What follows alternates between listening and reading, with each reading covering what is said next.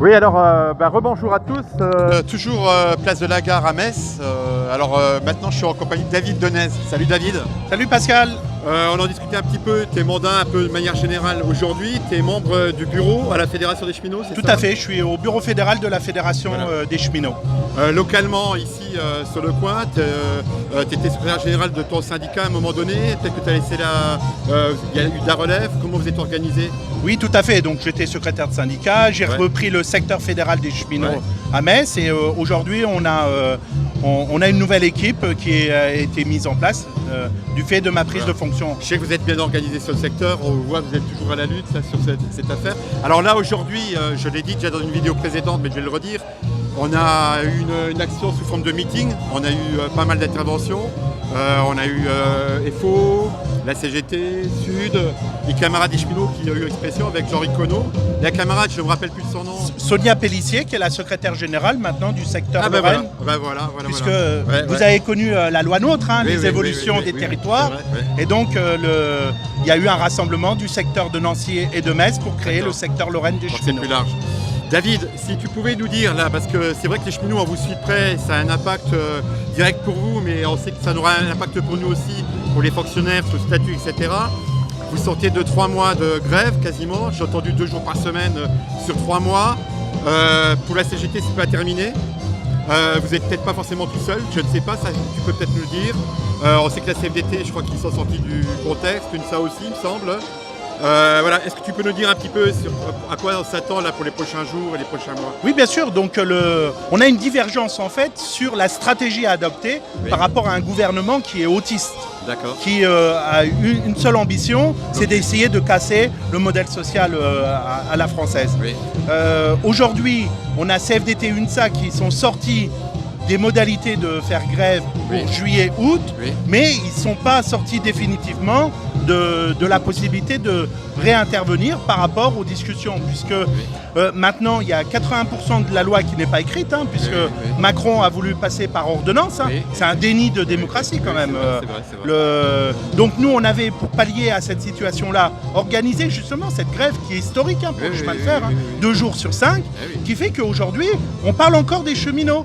Ils s'attendaient qu'on parte bien en tête, qu'on bloque le chemin de fer pendant 2-3 semaines, il aurait été bloqué entièrement, mais par contre, le résultat, c'est qu'ils auraient pu afficher le scalp des cheminots. Aujourd'hui, ils ne peuvent pas, puisqu'on est encore dans la durée.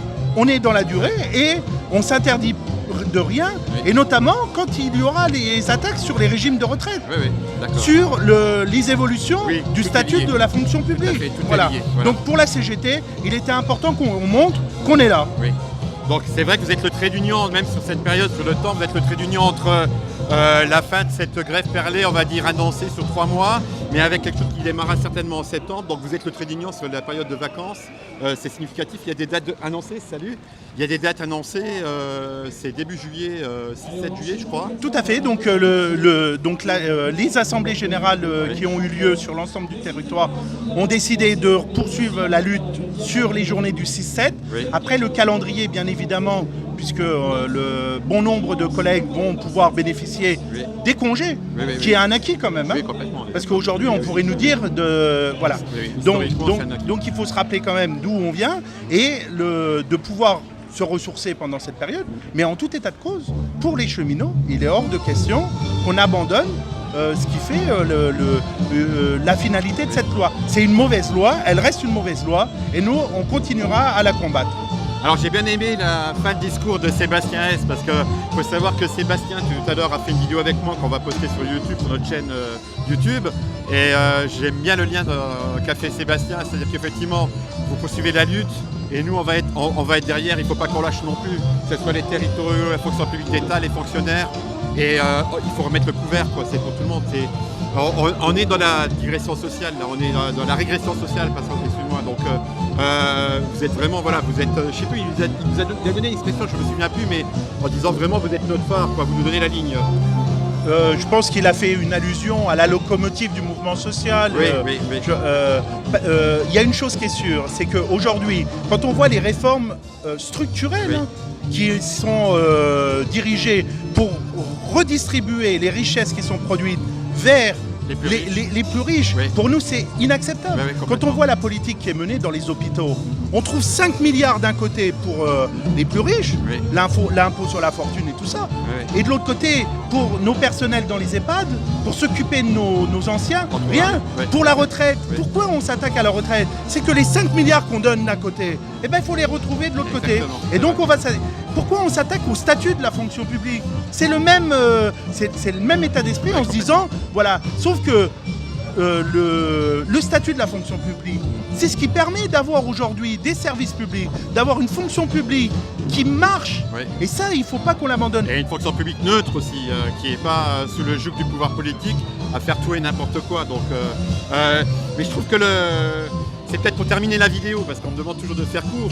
Je trouve que la bonne expression, c'est quand même aujourd'hui, le constat il est général, et je pense que là, c'est. Alors, Pellissier, je ne sais plus son prénom. Sonia, elle le disait clairement, c'est d'un côté on donne aux plus riches, et de l'autre côté, c'est voilà, on fait payer les plus pauvres, les salariés, ceux qui travaillent, quoi, privé, public. Hein. tout à fait. On est dans cette perspective-là. Tout à fait. Et le fond, parce qu'on fait pas 3 mois de grève, Oui. juste pour des acquis de cheminots. Hein. On est d'accord. Aujourd'hui, c'est l'intérêt du service public et on a un enjeu sur la région Grand Est. Oui, Je oui. sais que tu Oui, es secrétaire général Oui, du syndicat Grand Est, du Conseil régional Grand Est. Conseil régional Grand Est. Oui. Et donc à ce titre-là, les petites lignes, Oui. moi je t'invite à Oui. interpeller M. Rotner D'accord. s'il a eu des engagements Oui.